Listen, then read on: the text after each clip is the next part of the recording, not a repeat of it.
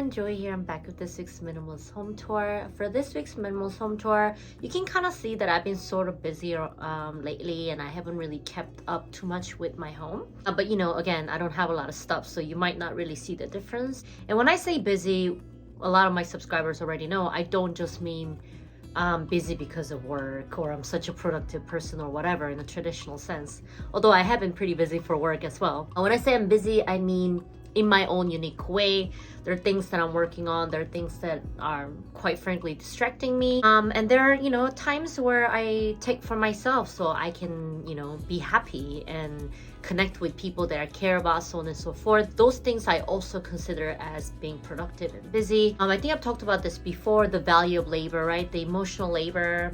For instance, a lot of our mothers perform things like nanny duties, household upkeep duties, even birthing duties, which if you were to monetize those things, it would actually be a very high paying job that not many people would even want, and it would be very difficult to find a great quality, let's say nanny, someone you can trust who will live in your house and take care of all your children 24/7. Can you imagine? There will actually not be that many people who are willing to do that work. So those things that I also consider as labor, and that is definitely being busy. For instance, me having relationship with people that I care about, that make me happy, that make me feel motivated to go after more. I also think that they are performing labor for me. I guess you could say that's some sort of emotional labor, and that's happiness that I gain. Sometimes I keep myself busy by going out in nature, and nature is so giving, isn't it? You just go out and you look at some flowers and you look at some waters, breathe some fresh air, and you instantly feel better. You feel connected, you feel alive. And sometimes I do think that, exposing myself to that kind of nature and healing spaces is also a form of staying busy. It just depends on, as a society, where we decide where we're going to put more value at. But, whether we admit the value or not, we all benefit from it. That's why I also think that what it is that I'm doing on my YouTube channel, although it's a very small channel, I'm still kind of learning as I go. I do think that I am creating value because I was once that person who's kind of looking for any kind of video, books, something to kind of make me keep going, make me feel like that I'm good enough. And I think that's what I'm trying to do over here. And another thing that I want to mention is kind of the importance of communication, right? This is why I decided to tell you guys what I consider as staying busy and what kind of things that I could be investing my time and energy into, even if it doesn't necessarily make money right away. I talked about how lately I've been teaching, and here's the thing, all of them have a different background. They have different expectations, different situations even. Some of them might not even have enough energy to come to class, and yet they still come to class. I literally have a student who all she does is just show up and sleeps the whole time, and all the teachers know not to bother her, basically. Of course, we cannot give her good grades or anything like that, but because we kind of know her story, and she has communicated, I believe, not directly to me, but since I've heard it through someone, I'm guessing they communicated with her. That is the best that she can give right now, and that is okay. Why? Because she communicated it. Do you know what I mean? I think a lot of times we forget that whenever we communicate our situations with other people, what we're expecting with other people, that is actually a form of labor, and that is form of love. Can you imagine if I never told you guys anything and just, I don't know, one day just don't post for weeks and weeks and weeks? You would worry, right? You might think that maybe I don't value my viewers. You might think that I no longer care about what it is that I'm doing. You could think anything because I didn't communicate. And sometimes, we are in a situation where we cannot communicate. Maybe there's no internet service, I don't know. But I think when you can, you should try and communicate. It takes work, it takes skills. I think anybody who might have known me, let's say in high school or something, I wasn't always a good communicator. I grew up in an environment where I was kind of discouraged to talk about what's going on in my family, especially abusive behavior. There was a lot of guilt surrounding communicating my situation, or even just my opinion in general, because how dare I have an opinion, right? I'm just a young little girl. So for me, it took a while to find the voice, and I'm still trying to hold on to my voice. That's why I don't really take it for granted. And I think there's a certain level of love and bravery that comes with being able to speak your mind. When you speak your mind, you're allowing other people to understand your perspective, and you're kind of allowing them to have a different perspective and not assume things about you. And you're also in a way educating them. Let's say, for instance, if you grew up in a very misogynistic home and you happen to be a boy, maybe whenever you interact with women, you have a lot of wrong perceptions of what women are supposed to be. Maybe you have seen overly sacrificing mother figure in your life, so you think that that's what all women are like. They never demand anything. They have no thoughts of their own. They love sacrificing for no without any benefits.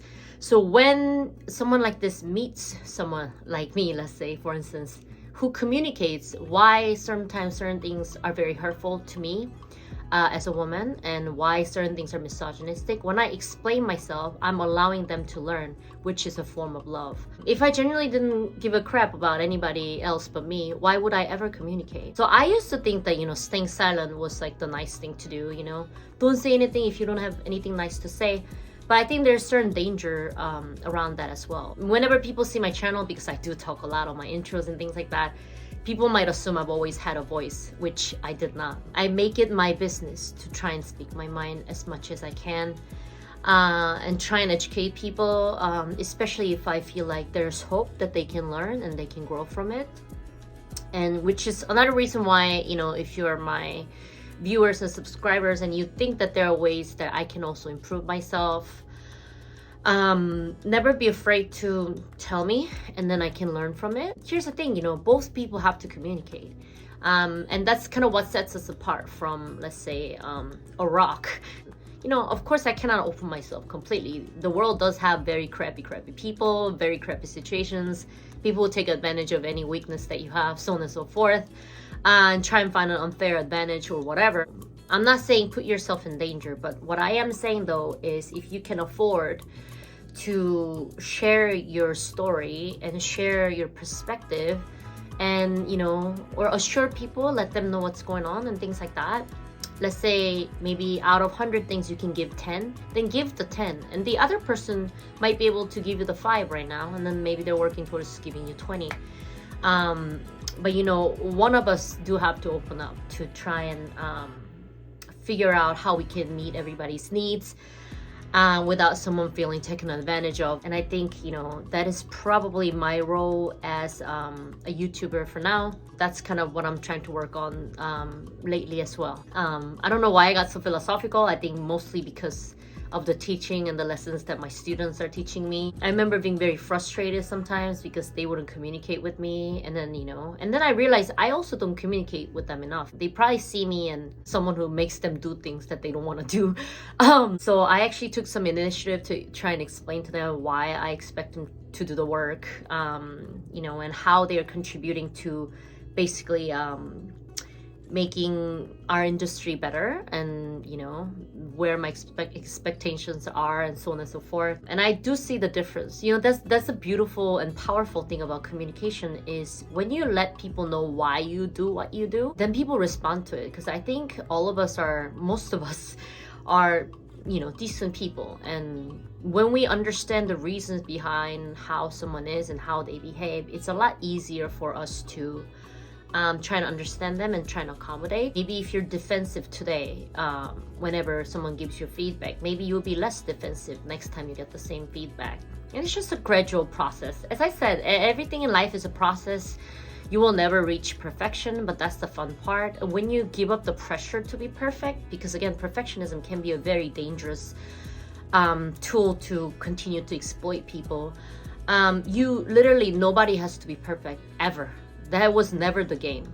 The only game in this life is to try and figure out your own talents, where you want to improve, and enjoy the process and celebrate every small milestone that you have. And as I said in last week's video, we don't have same type of flower that grow in the same environment. We have variety of them. Some of them grow in the fields. Some of them grow in a crack on an asphalt on the street. Some of them are grown in a perfectly controlled environment with the perfect temperature and water. But all of them are beautiful. That's what I want to talk about for this week. And without further ado, let's start my regular home tour. Let's go. Hello everyone, welcome to this week's Minimalist home tour. Sorry for being a little bit late. I've been a little bit overwhelmed, obviously. But here's my bedroom area. My beddings do need some washing, but I don't think I'm going to have time. You can actually hear my laundry running in the kitchen, so that's like a personal laundry. Yeah, I've got my foldable table. I can eat and even work on a computer here. I don't have a desktop computer. I only have a laptop and I keep it at work. And we'll move over here. Of course, there's some of my laundry that's still drying. This is how it looks like on this side. I have not had time to put away my winter clothes, so this is kind of messy. Like I told you, the weather's getting warmer here. Sometimes cold in the morning and evening, but you know, pretty much warm, and I haven't had time to do put away all my clothes and stuff like that. So I actually have everything in here. Every single one of my clothing item is out right now, so that's basically it. And of course, I've got my miscellaneous underwears and stuff like that on there, and these are the only jewelry that I keep. I do have another bracelet, but I believe it's in my backpack. And of course, I've got my styling tool. I've not even had a chance to take out my food trash or even meal prep, so you can see, but I've actually ordered like a popsicle to snack and stuff like that. But yeah, you know, I've not had time to cook and things like that. So what I'm actually gonna do is I might hang out this weekend at someone's house, so I'm gonna bring my food item there and then cook something there and actually share and eat. Sometimes that's kind of how I get rid of my groceries, when I share. And of course, over here, there's nothing really much. My bathroom, it's not even that clean, but it's not that dirty either, because you know, I barely had spent any time at home. And over here, this is of course every single one of my hygiene products. These are cleaning products down here for the bathroom, but you know, of course, my makeup remover, which I need to get another one, deodorant, hair stuff, sunscreen, toothbrush, toothpaste, a little disinfectant thing, because my fingers are getting really horrible right now, especially under my nails. So I've been using like disinfectant and trying to moisturize it and stuff. I do believe I have to go to a dermatologist pretty soon. And of course, there's like body lotion, which I'm also almost out. Another sunscreen, medicated cream, Q-tips. And someone asked me like why I don't have hygiene products. And I told y'all, you know, I'm on long-term birth control, so I usually don't have a period. But lately, I've been bleeding irregularly, because I do have a bit of hormonal situation sometimes. So I did buy some pads. So I do purchase feminine hygiene products, but they're not really a staple in my house. So that's what was going on. And we'll move over here. These are the laundry that I'm gonna take to work. You know, of course, I have my little purse hanging there. Yeah, my shoes are kind of a mess, as you can see. And you know, of course, my laundry's running. This is my little kitchenette. I did do the dishes just now to record this home tour, but you know, sometimes they just sit there for a while, I'm letting you know. And you can see the drain needs cleaning. It's quite gross. I know it's gross. If you comment that's gross, it'd probably be deleted. Don't be mean, you know, life is hard. And of course, over here, it's just a bunch of miscellaneous items again. There's everything from like letter, paper, board games, and things like that. And of course, over here, just more toilet paper and another little hair mannequin for my work. So that's it. Hope y'all enjoyed this tour, and let's just go to the outro. So that was my minimalist home tour for this week. I hope y'all liked it. If you liked it, please like and subscribe, and I'll catch y'all next time with more content. Bye! Mwah.